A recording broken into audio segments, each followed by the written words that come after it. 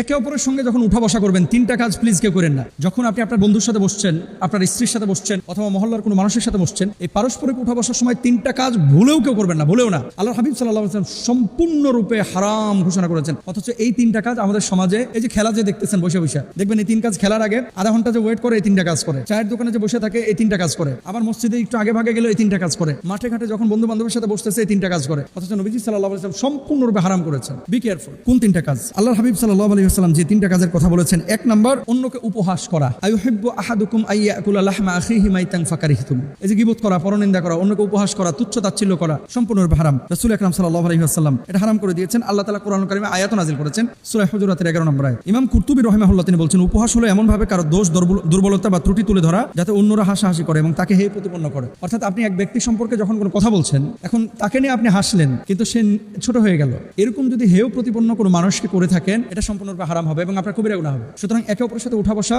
যখন করবেন, খবরদার এই কাজটা আপনারা কেউ করবেন না। এক নাম্বার। দুই নাম্বার, অন্যর দোষ তালাশ এবং দোষারোপ করা হারাম। আল্লাহ তাআলা বলেন, একে অপরের দোষ অন্বেষণ করো না। এটাও সূরা হুজুরাতে আল্লাহ সুবহানাহু ওয়া তাআলা বলেছেন। ওই যে ওয়ালা তানাবাযু বিল আলকাব, এখানে তো 11টা গুনাহগুনের কথা বলা হয়েছে, ওইদিকে গেলে অনেক সময়ের প্রয়োজন। দোষ যখন আপনি তালাশ করছেন, দোষ যখন অন্বেষণ করছেন, এর সাথে সম্পর্ক আপনার নষ্ট হবে এবং এই মানুষটাকে আপনি ছোট করছেন। অপমান করা বা তার দুর্বলতা প্রকাশ করা একজন মুসলমানের কাজ না। মারিফুল কোরআনের মধ্যে বলা হয়েছে, মানুষ যখন অন্যের দোষ প্রকাশ করে তখন অপর পক্ষও তার দোষ প্রকাশ করে, কারণ দোষ থেকে কোনো মানুষই সম্পূর্ণ মুক্ত নন। এই জন্য কোনো মুসলমান অন্য মুসলমানের দোষ চর্চা বা তালাশ করতে পারে না। আর একটা কথা মনে রাখেন, আপনি আরেকজনের দোষ অন্যজনের সামনে প্রকাশ করবেন, আপনার দোষ ঠিকই আল্লাহ তাআলা আরেকজনের সামনে প্রকাশ করে দেবেন। একবার সহজ হিসাব। আরেকজনকে সম্মান করবেন, রেসপেক্ট করবেন, আল্লাহ তাআলা আপনার সম্মান বাড়িয়ে দেবেন। কিন্তু ইদানিং দেখেন, যখনই আমরা একত্রিত হই কয়েকজন, মাল মশলা মিশিয়ে কিন্তু আমরা আরেকজনের গীবত পরনিন্দা করি, সে কি করেছে না করেছে। এটাকে কোরআনুল কারীমের ভাষ্য অনুসারে, যে তোমাদের মধ্যে কেউ আছে যে তার মৃত ভাইয়ের গোশত খাইতে বা ভক্ষণ করতে পছন্দ করে, কেউ তো পছন্দ করে না, তাহলে কেন আমরা গীবত করব? কিয়ামতের ময়দানে আগুনের কেচি দিয়ে জিহ্বাটাকে কেটে ফেলা হবে, জিহ্বাটাকে, যে জিহ্বা দিয়ে গীবত করা হয়েছে,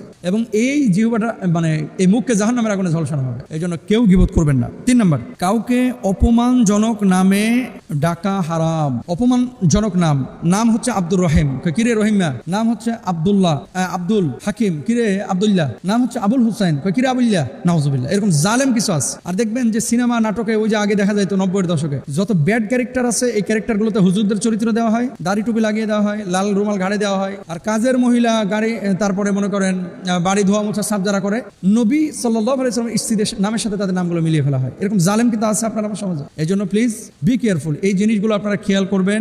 মন্দ নামে কাউকে ডাকবেন না, দোষ চর্চা করবেন না, দোষারোপ করবেন না এবং উপহাস করবেন না। এই উঠা বসাই যে কোনো মজলিসে যদি এই 3টা বিষয় পান, ওই মজলিস ত্যাগ করেন, কারণ ওটা আগুনের মজলিসে পরিণত হয়। আপনি যে চেয়ারটায় বসেছেন, এটা জাহান্নামের চেয়ার। যেই জবান দিয়ে কথা বলতেছেন, এই জিহ্বাটা তখন জাহান্নামে জিহ্বা হয়ে যাবে। এই জন্য এগুলো থেকে বিশেষ করে আমার মা বোনরাও খেয়াল করবেন এবং আমার ভাইরাও খেয়াল করবেন। আল্লাহ তাআলা আমাদেরকে বুঝদান করুন।